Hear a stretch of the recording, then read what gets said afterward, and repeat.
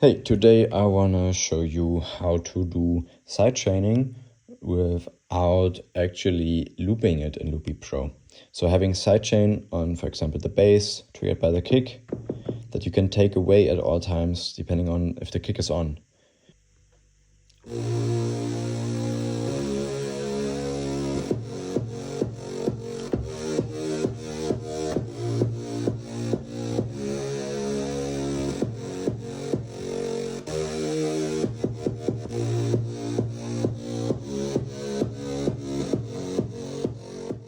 So what we have here in the first place, I do have only orange as our loops. I know this technically is also a loop, but it's more just a kick actually. So we have a kick channel, we have our loop channel, then we have two buses and our instrument. Instrument is sending to these two buses and not to the output, not to the left and right. For me that's 3/4. Here I have the plugin Trin 3, really nice synth.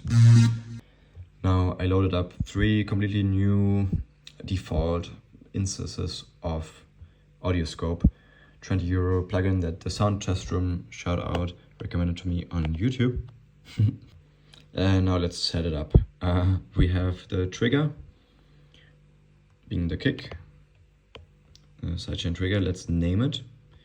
We should definitely name all these. And that's all we have to do with the kick. And now let's name this one loop.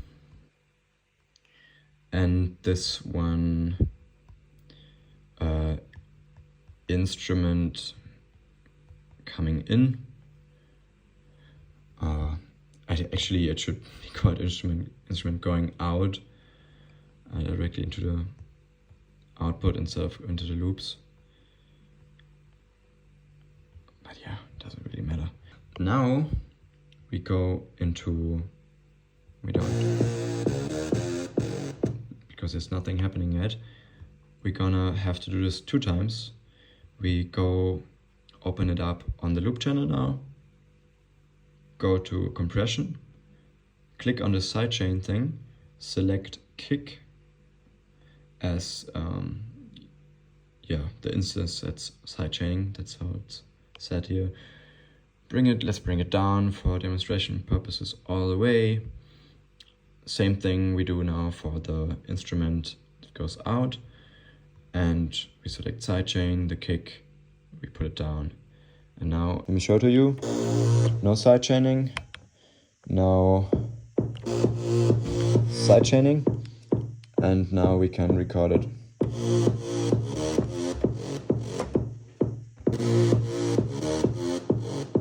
And we can turn it off. I mean, turn the kick off and turn it back on. Increase it.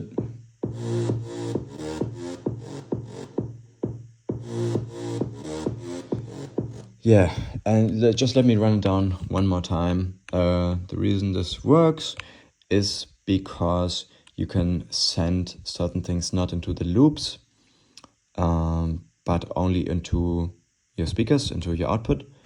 What I'm doing with the sidechained instance of the plugin before the loop, and then we have another instance that is on the channel, on the loop, that is then applying similar or the same sidechain, whatever you want, on to the looped channels. Yeah, and I guess you could also put it on a bus that is taking in all the colors.